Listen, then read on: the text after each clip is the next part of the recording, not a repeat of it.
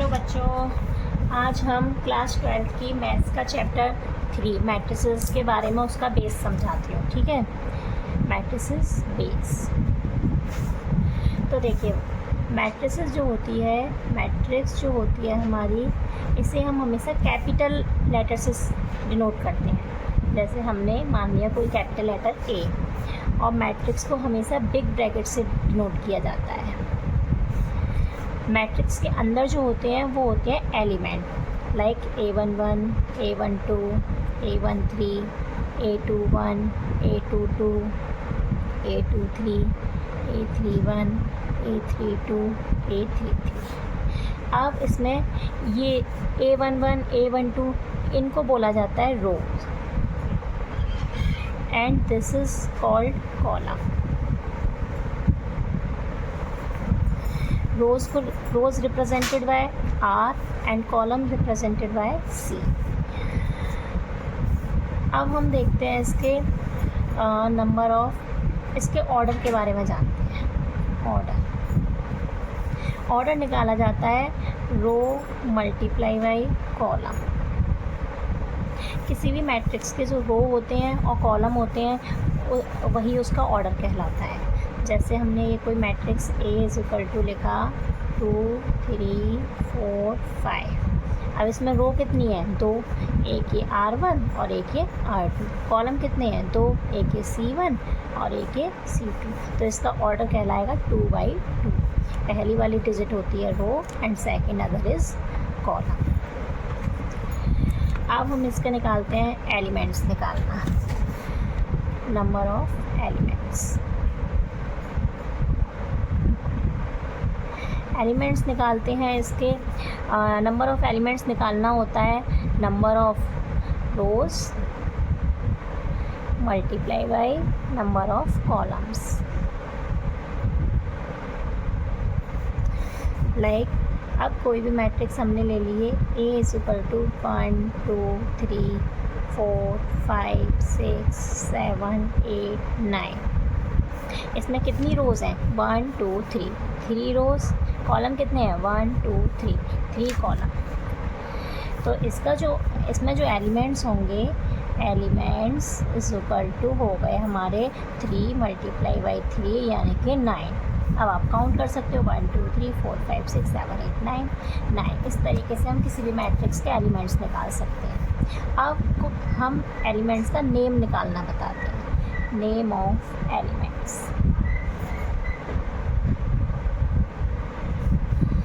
Name of elements होते हैं, ये कोई मैट्रिक्स है, पहले इसको हम बोलते हैं A11, A12, A13, A21, A22, A23, A31, A32, A33। ये होते हैं इसके। अब A11, अब जैसे कोई मैट्रिक्स, अदर मैट्रिक्स मैं मान लेती हूँ 1, 2, 3, 4, 5, 6, 7, 8, 9। अब आपसे पूछा जा रहा है बताओ A55 एलिमेंट्स कौन सा है? तो आप चेक करोगे 5, इसमें 5 तो कोई है नहीं। A22 ले लीजिए। A22 का मतलब 2 यानी कि दूसरी रो कौन सी है? ये वाली, ये है दूसरी रो। फिर 2, दूसरा अदर 2 इज़ अ कॉलम। दूसरा कॉलम कौन सा है? ये वाला, यानी कि दूसरी रो और दूसरे कॉलम में कौन सा एलिमेंट आया हमारा? 5। तो A22 वाला एलिमेंट हो जाएगा 5। इस तरीके से एलिमेंट्स के नेम होते हैं ये सारे, A11, 12, 13 ये सब। अब आपको निकालना है सपोज डैट A32। A32 का मतलब पहली डिजिट क्या होती है हमारी? कॉलम, सॉरी रो कौन सी है हमारी? थर्ड रो कौन सी है? 1, 2, 3, ये है तीसरी रो। 2 मतलब सेकंड कॉलम ये तीसरी रो एंड सेकंड कॉलम। तो कौन सा एलिमेंट आया? 8। ये हो गया 8। इस तरीके से हम किसी भी एलिमेंट का नेम डिनोट कर देते हैं। अब हम देखते हैं types of elements, types of matrix. Types of matrix में सबसे पहले आती है हमारी कॉलम मैट्रिक्स। कॉलम मैट्रिक्स का मतलब होता है ऐसी मैट्रिक्स जिसमें केवल एक ही कॉलम होता हो, जिसमें ओनली 1 कॉलम। जिसमें केवल एक ही कॉलम होता है वही हमारी कहलाती है कॉलम मैट्रिक्स। लाइक एग्जाम्पल हो जाएगा हमारा A = एक कॉलम दिखाना है आपको 1 2 3, एक कॉलम वाली मैट्रिक्स हो गई, तो ये क्या कहलाएगी column matrix. Second one is होती है हमारी रो मैट्रिक्स। रो मैट्रिक्स का मतलब, हेलो बच्चों, आज हम से ही समझ आ ओनली वन रो, ये तो हमारे ऊपर से ही समझ आ जाएगा। Only one column, column matrix, only one row, row matrix. इसका एग्जाम्पल देख लीजिए भाई, एग्जाम्पल हो जाएगा इसका हमारा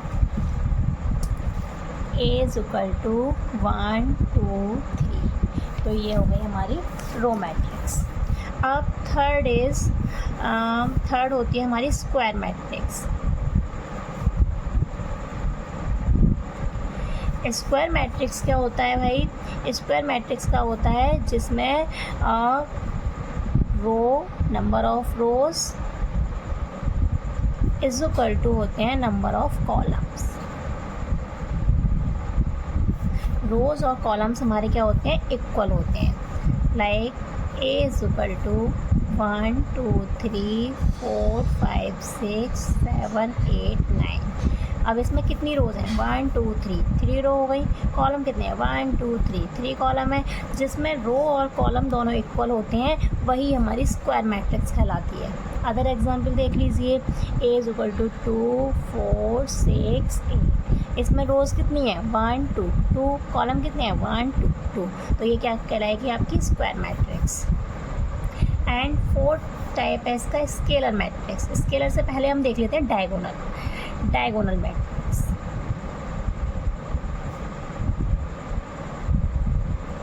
डायगोनल मैट्रिक्स क्या होती है भाई? जिसमें डायगोनल देखा जाता है। डायगोनल के बारे में आप जानते हो, लाइक ये कोई भी स्क्वायर है, कोई भी रेक्टेंगल है, ये क्या कहलाता है? इसका डायगोनल। तो ऐसे ही हमारा मैट्रिक्स में होता है।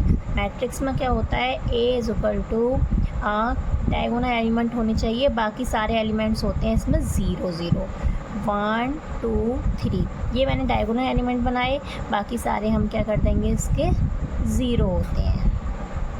यानी कि डायगोनल मैट्रिक्स वो मैट्रिक्स होती है जिसमें केवल डायगोनल में ही एलिमेंट्स होने चाहिए, अदर एलिमेंट्स क्या होने चाहिए? 0 होने चाहिए, तो वो क्या कहलाएगी? आपकी डायगोनल मैट्रिक्स।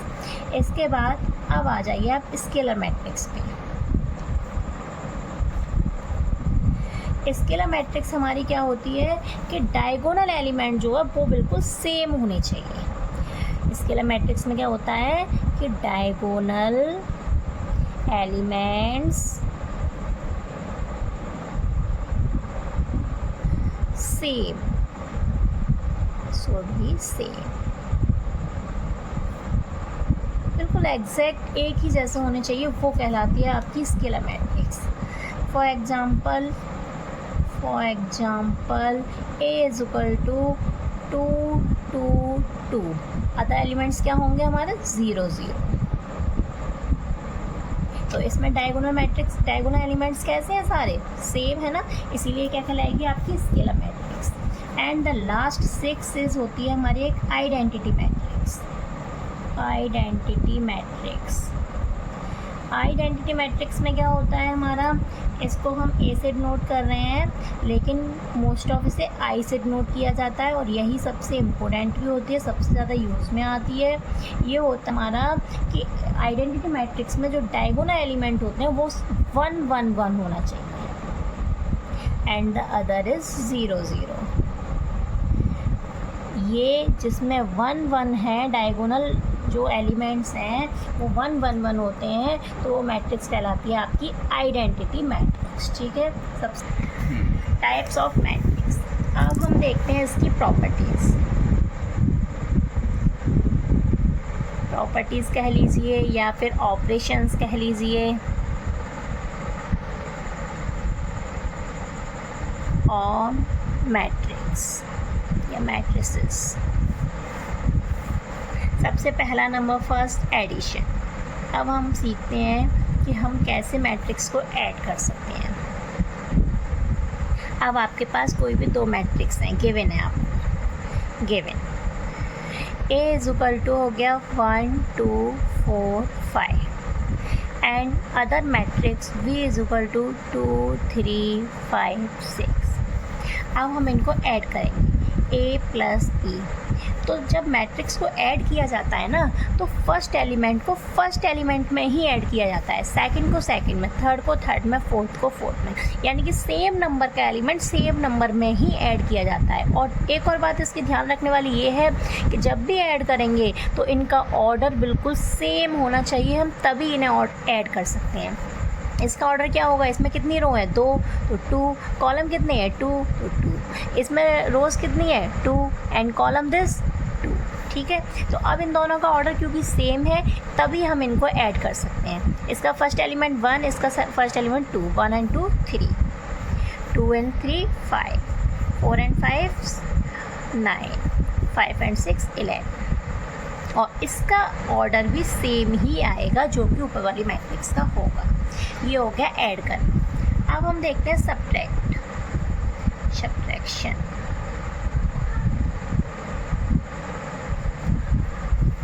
सब्ट्रैक्शन में क्या होता है, सपोज कोई मैट्रिक्स गिवन है 1 2 3 4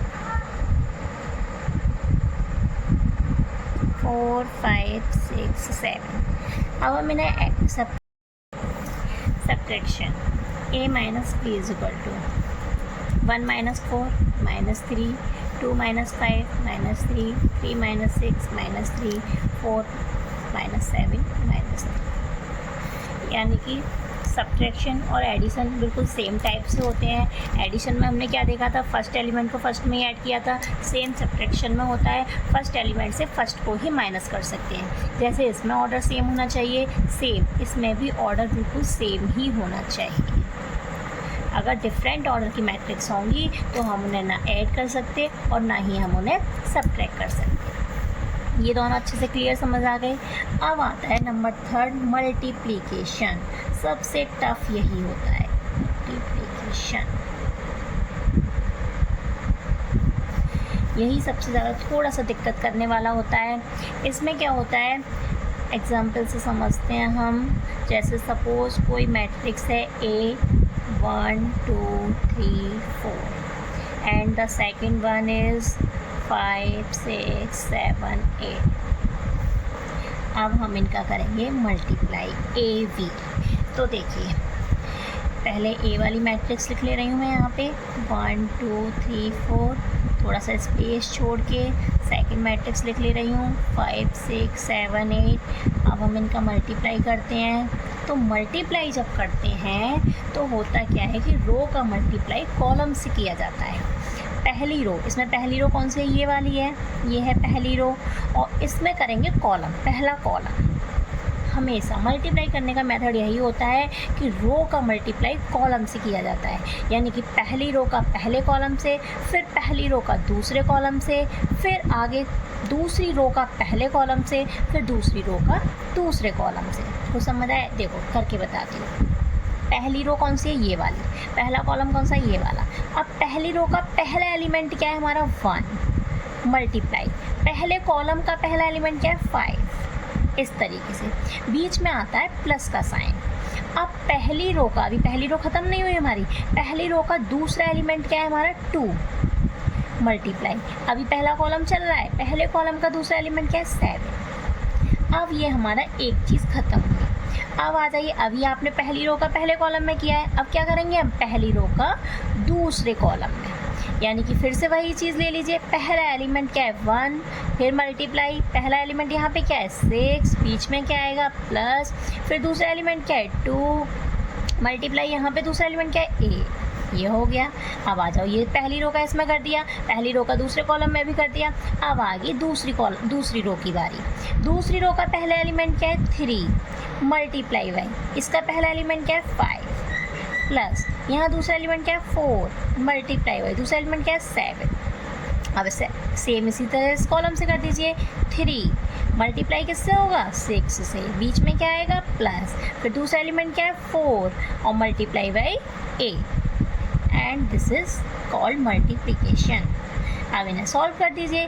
5 बन जा 5 प्लस 7 2 जा 14 एंड दिस 6 बन जा 6, 8 2 जा 16, 5 3 जा 15, 4 7 जा 28, 6 3 जा 18, 8 4 जा 32।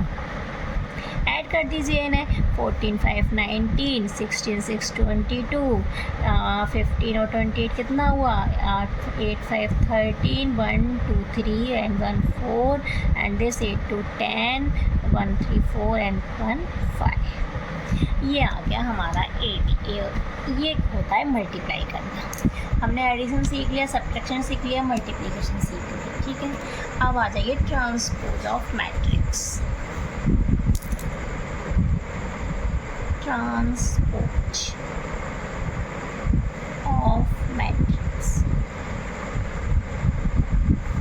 ट्रांसपोज को हम रिप्रेजेंट करते हैं डैश से। It is represented by dash, या फिर कहीं कहीं ऊपर टी का साइन बना देते हैं, जैसे ए टी करके, यहाँ पे ए डैश करके। अब देखिए इसका मतलब क्या होता है। इसका मतलब होता है रो को एक्सचेंज किया जाता है, रो एक्सचेंज्ड बाय कॉलम। हम रो को कॉलम से एक्सचेंज करते हैं। For example A is equal to आपकी कोई मैट्रिक्स है, मैंने ये बनाया 1 2 3 4 5 6। इसका ऑर्डर क्या होगा? ऑर्डर होगा इसका रो कितनी है 2, कॉलम कितने हैं 1 2 3, ठीक है। अब इसका आपको ट्रांसपोज निकालना है। ट्रांसपोज मीन्स ए डैश निकालना है। तो ए डैश कैसे निकालेंगे हम? हमने क्या बताया, रो किस में एक्सचेंज हो जाते हैं? कॉलम में। यानी कि इसमें पहली रो 1 2 3, ये क्या बन जाएगा? कॉलम बन जाएगा। 1 2 3। दूसरी रो क्या है 4 5 6, ये भी कॉलम बन जाएगा।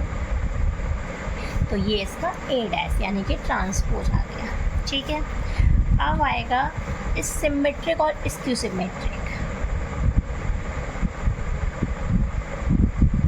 Symmetric and skew symmetric.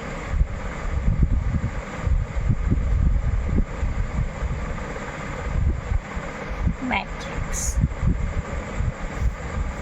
ये क्या होते हैं भाई?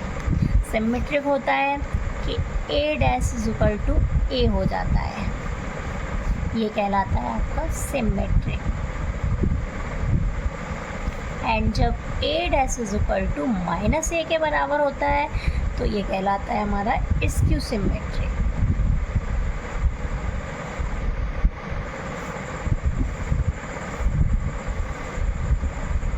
ठीक है बच्चों, अब आज के लिए इतना ही। अब इन्वर्स है, अगली वीडियो में हम इन्वर्स के बारे में सीखेंगे और इनके एग्जाम्पल्स वगैरह बताओ, ठीक है।